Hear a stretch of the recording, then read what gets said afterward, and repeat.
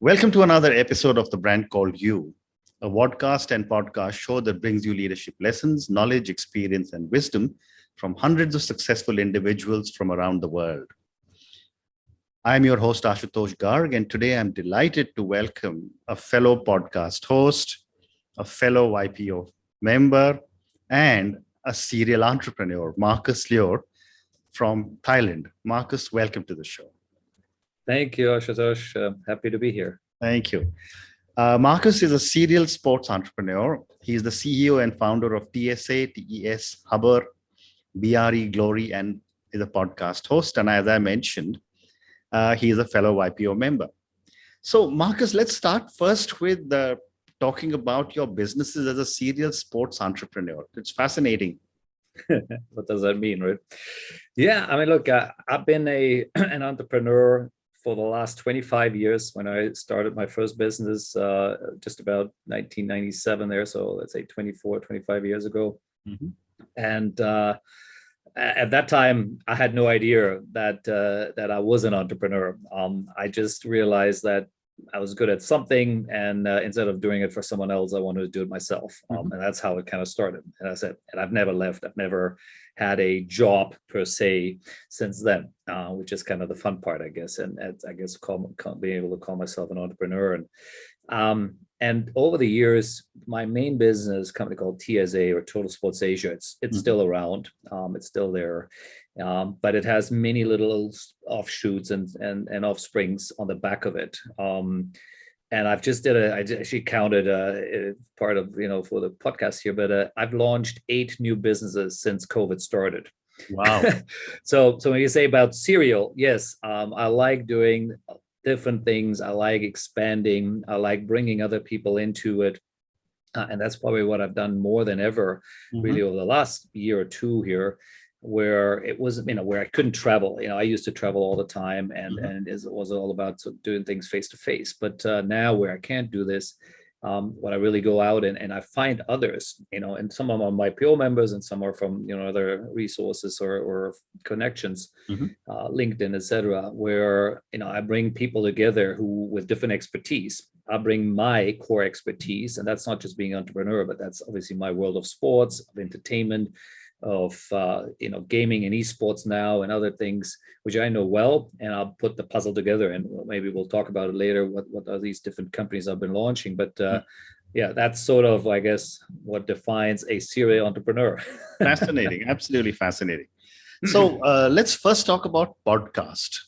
Everyone seems to be doing podcasts, and you are a podcast guru. So tell me, what goes into making a successful podcast? Yeah, great. I think the first number one would be a very deep passion for what it is you want to talk about. And that's how it started for me. So I'm not saying that's how it starts for everyone, but in my case, I am in the world of sports marketing. So on the back of it, I had massive relationships. I loved listening to podcasts when I go for a run or a gym. And I realized there wasn't that much happening in our industry where we were covering not the news part, right? There's a lot of podcasts out there that talk about what happened last weekend in this game, that game, or whatever. But actually digging deep into the business side of our industry and talking to fellow entrepreneurs or others. And I've had the same conversation when I'm at conferences and having a coffee or whatever, a beer with someone. So I felt there is a way for us to capture that and grab that and have an opportunity to share it with others, rather than just I hear it and I make my own little notes to it. So I managed to get a couple of very well-known, and let's call it sort of industry veterans, people who are almost been there since the start of our industry, which is only about 40, 50 years old. Right? The sports industry as a business is fairly new. Sports been played forever, of course, right?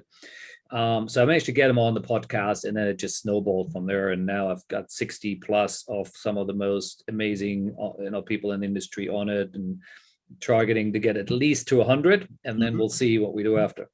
Amazing. And in such a crowded podcast world, what are your thoughts on how does one market a podcast? Yeah, and again, I think it's just knowing your audience, right? As usual, my audience is what I call the LinkedIn audience. So it is C-levels, executives, people people who on my podcast are also listening to it, the other way around.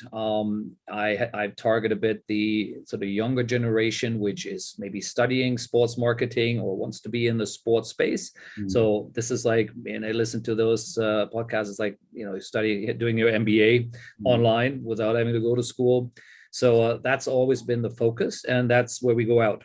So we market it in that sense. And that could be, of course, very different too, depends on the topic. But yeah, that's how we do it. And I have a reasonably large LinkedIn following, about 30,000 people there. And that, gets the word out, and then it spreads from there. Very interesting.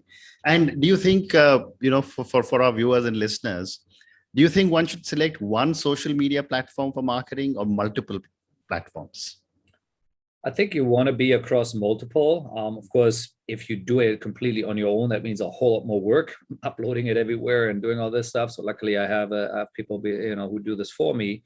But I do think you want to be as many. I'm also almost on every podcast platform. So it's besides whatever, using Instagram, Facebook, and whatever, LinkedIn to promote it. I'm on 5-6 different platforms. So I'm not just on Spotify or on Apple. I'm everywhere. And again, that takes a lot of time uploading it and keeping the material up there. But it gives you a chance to really reach out almost everywhere, right?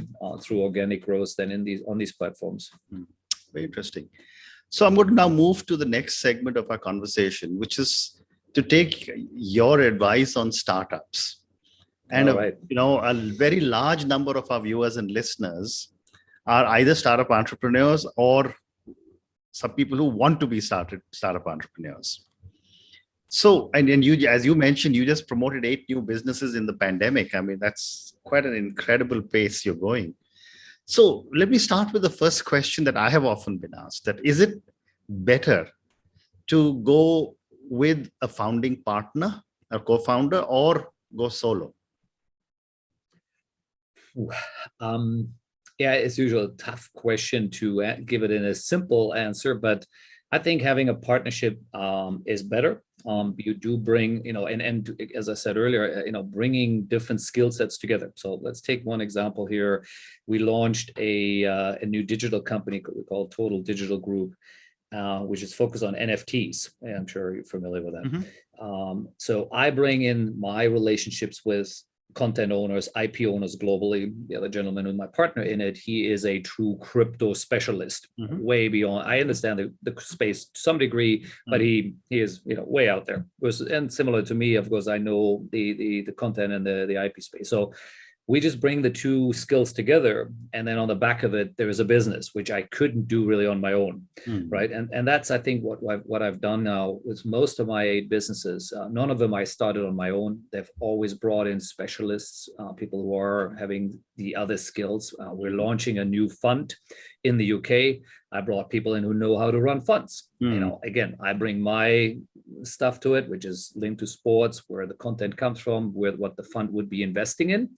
These are the guys who know how to run a fund, bring the money in, etc. Right? So it's constantly that. So that's, I think, what I've really been able to do here over the last several years, and even before that. I think it's always looking at who brings the other skills which you're missing. And then praying to your own strengths of whatever that is. Right? And in my case, it's of course spending 25 years in the world of sports, and now probably the last 5, 6, 7 years in the world of esports and gaming, which again, that is a more fresher, younger industry. Yes, there are people who've been doing it for 20 years, but again, the real gaming world has kind of exploded maybe over the last 10 years only. In some cases, people would say only the last 5. So I've been in there for quite a while. You see a little bit behind me is an esports logo. That's a team we just launched here in Thailand. Again, similar. I have partners who are, experts in certain things, and I bring my knowledge in of how to build brands, how to build IP, how to monetize it really, which is, the real trick behind it. Absolutely right. So staying on the subject of startups, based on all your experience and so many startups that you have invested in or supported, what according to you are some of the basic mistakes a lot of startup entrepreneurs make? Yeah, again, the list, that is a long list of mistakes which I've personally made, and others. But so rather than going in there too much, let me just give you maybe my own. Mm-hmm.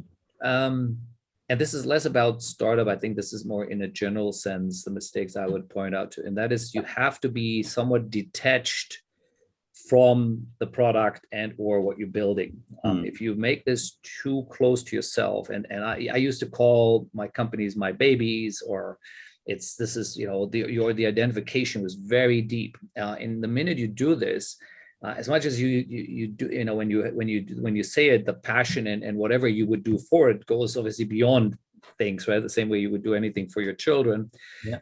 You also therefore are sometimes blinded of when you need to make tough decisions, right? Cut your losses or whatever, whatever has happened, remove people or bring new people in or whatever, because it is like your family, right? And it's tough, right? You do different things in a business than you would do with a family, right?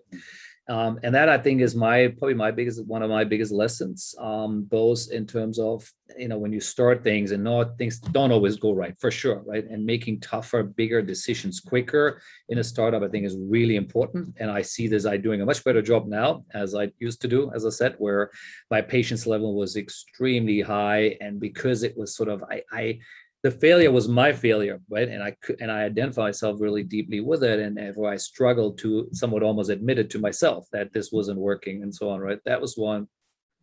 But also when you then build a business, which let's say is successful and you're growing it for how many years, if you're too closely associated personally, you cannot actually let it go. You're not able to sell it, right? And that's, again, a lesson I've learned with some businesses where we should have sold it much earlier, and instead of hanging on to it, right? And so these are some interesting lessons I would give to every entrepreneur.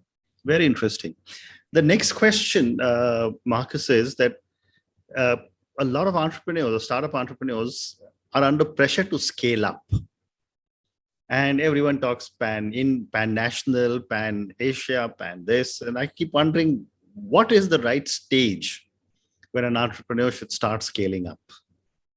Yeah. My thought on that would be, and again, based on personal experiences, is you have to figure out your product, service, whatever it is your business is about, in one, let's say, market or one vertical before you go beyond. I think all the ones which been successful and worked for me, we started something in one country, let's say specifically, it worked well there, and then we took it to the next country. Or we, very focused on vertical before we went into the next vertical. The parts where I've always crashed and burned to some degree, or things didn't work as much, is when I do it too quickly. Right? I haven't cracked the first one really yet, and we're off running to the next country, right? And that's, here in Southeast Asia is easy, right? Yeah, you do it well in Malaysia or in Thailand, and you want to go off. Why don't we do the same thing in Indonesia or in Philippines, right? Thinking always, it's just the same thing, right? Well, it isn't, right? And if you haven't built a base which works, if you haven't have a foundation, I think then it becomes difficult to make the next one work. But but there are, as usually, there are exceptions to the rules. Of course, some people have scaled up fast and they just keep that massive growth and grab market share. So yes, it usually depends a bit on the business, but generally, I think it's get it right first, whatever small market it is, right? Whether it's your local neighborhood and you're getting your ice cream shop right before you go to the next neighborhood, doesn't matter, right? I think the philosophy is the same. Get it right in the first business or the first part of the business before you take on bigger chunks. Very interesting. Another question that is often asked of startup entrepreneurs is, should you bootstrap your startup as long as possible, or should you go with the other advice, which is raise as much money as you can, because you never know when you may not be able to raise money? Your thoughts? Yeah, great question. I think it's almost try to raise, raising money means you're giving up at something, right? And so it's a question of, if you're realizing that I need cash to sustain it, right? There's a point in time the bootstrapping won't take us anywhere. Then of course, let's figure out what it means, what you're giving up, at what value, at what shares, etc.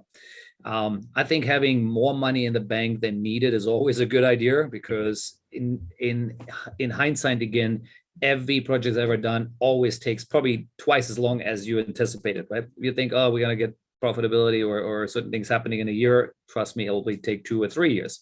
And that's probably, I think, just Murphy's Law, how businesses work. So having that runway and being able to sustain that is absolute key. So yes, bringing other people's money in is critical, but of course you do take on the back of it, you take on also then these other opinions, right? And if it means that initially you can sustain it on your own, where you are making decisions, within a much smaller circle, rather than all of a sudden you have investors who wear a different hat and look at the business in a different light, it can be good and bad. I've seen both sides, which work, where you have great investors who bring a lot of skills and input, and then you have people who can really be very disruptive and potentially kill the business because of misalignment of expectations and roles. Correct.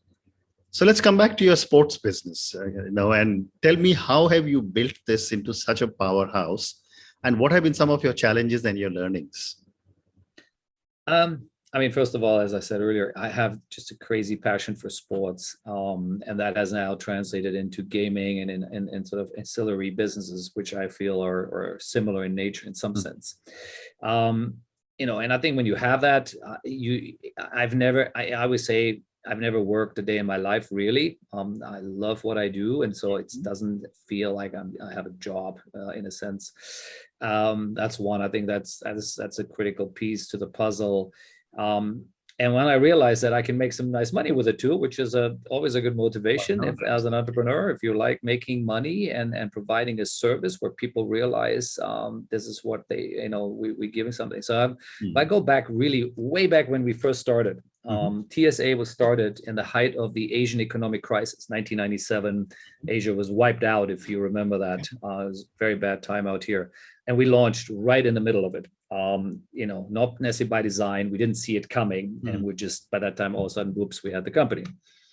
But I was and it would have been very easy to shut it down and get a job, right? I came out of another agency and had a decent job there. I could have just gone back and said, sorry, I made a mistake. I want to come back. And it never dawned to me that doing that was the right thing, because I felt that my own skills and also what I felt we were building as a company was a service which was needed. It was a service which didn't exist. This is, as I say, 25 years ago, where sports marketing in Asia was very green, right? So some people call me a bit of one of the founding fathers of sports marketing in Asia.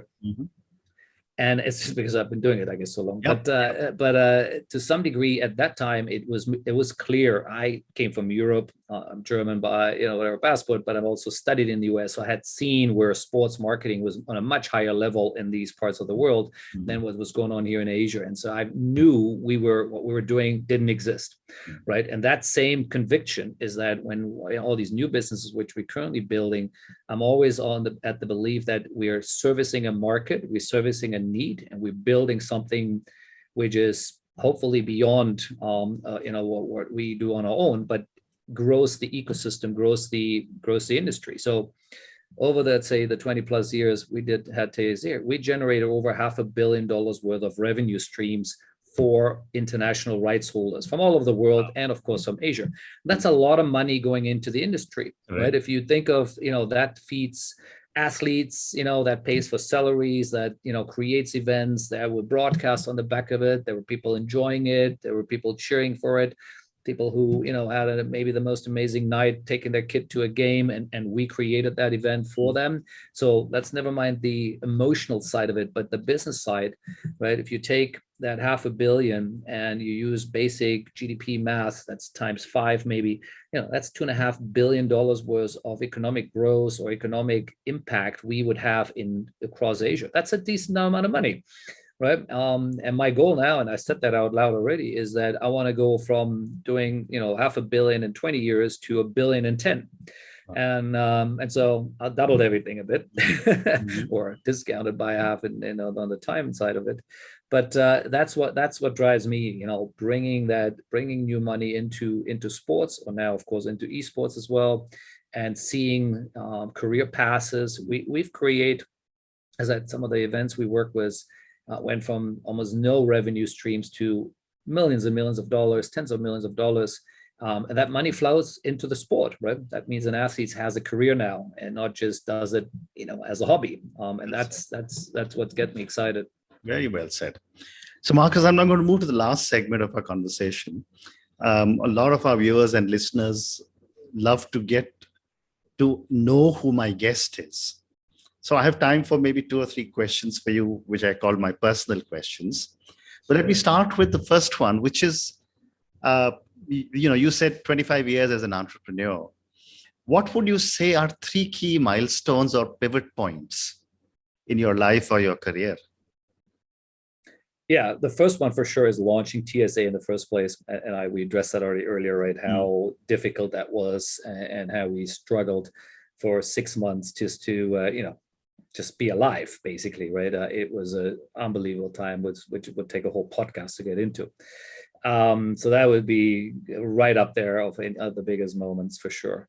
As a father, of course, the birth of my kids and having them grow up and all the trials and tribulations you go to as a parent, it would be probably my second one. And third one is probably COVID. I think I had a lot of my businesses were very much relying on the sports industry being alive and kicking and doing what it does. And that, as you know, was completely disrupted. So instead of sitting here and firefighting and just, crying over spilled milk, I went the complete opposite. So I pivoted really hard in many areas. And here we are with 8 new businesses, which, let's see, not as usual, not all of them will survive. Not all of them will see, become massive, big companies at one point in time. But several of them have very, very exciting prospects, and we're looking at listing some of them already. We're talking about also the exciting things. So I believe I will come out of COVID stronger than I went in it, and that was my belief again from the minute COVID happened. I knew, and this is saying, and I'm going to get a bit wrong, but never leave a good crisis sort of without sort of taking advantage of it, or whatever the wording they use, right? And that was really my belief. I felt it wasn't oh my God, hunker down and just winter through it. No, this is winter time. Okay, now is the time to go and find these new opportunities. When summer comes or spring comes again, you can grow there. Amazing. And that's been my philosophy all through COVID. Amazing. So I have time for 2 more questions for you. My next question is, for an individual who's doing so much for the sports business, who's giving back so much to the sports people, what are some of the core values you believe in? Yeah, I have 3 words tattooed on the back of my shoulder here, and they say love, which is really it's all about, I think, I'm a love bug. I'm not a fighter in that sense.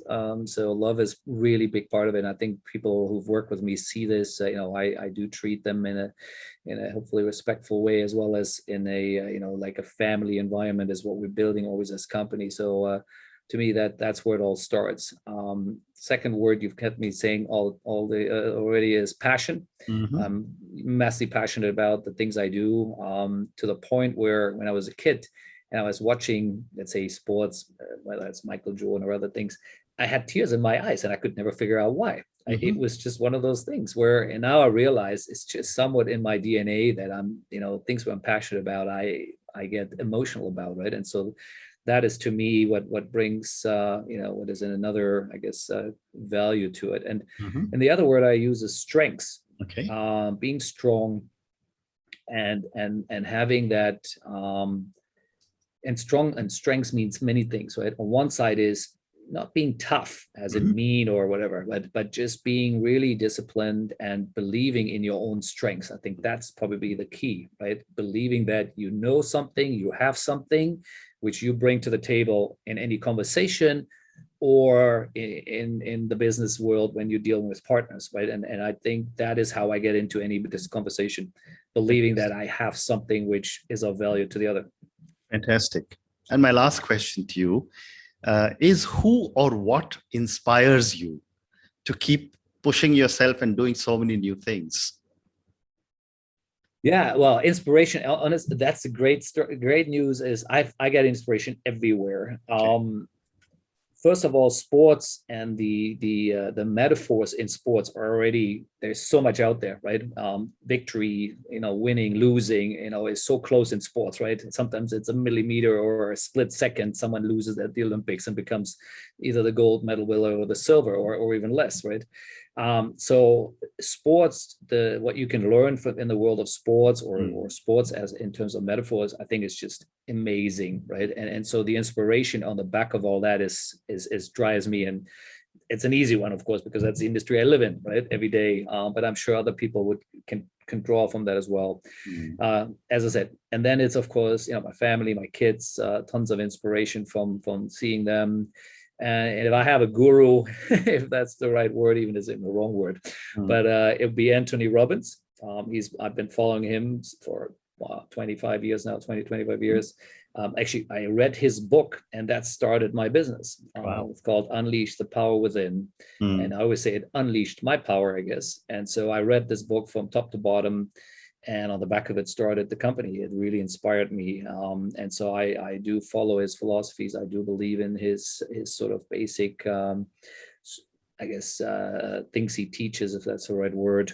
And he obviously has a movie out which said, "I'm not your guru," which is exactly my point, right? He is not a guru. It's not about that at all. But he makes very complex things very simple, and they resonate with me.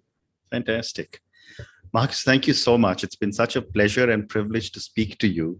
Thank you for taking me on your incredible journey as a startup entrepreneur, as a sports entrepreneur, as a podcast host. And what you told me about your core values, nobody else has told me, which is your love, passion, and strength. And you obviously believe in it enough to have it tattooed on your back. Yes, it is. Thank you again, and good luck. Thank you so much, Ashutosh, and I really enjoyed it. So hope your listeners will enjoy it too. Thank you.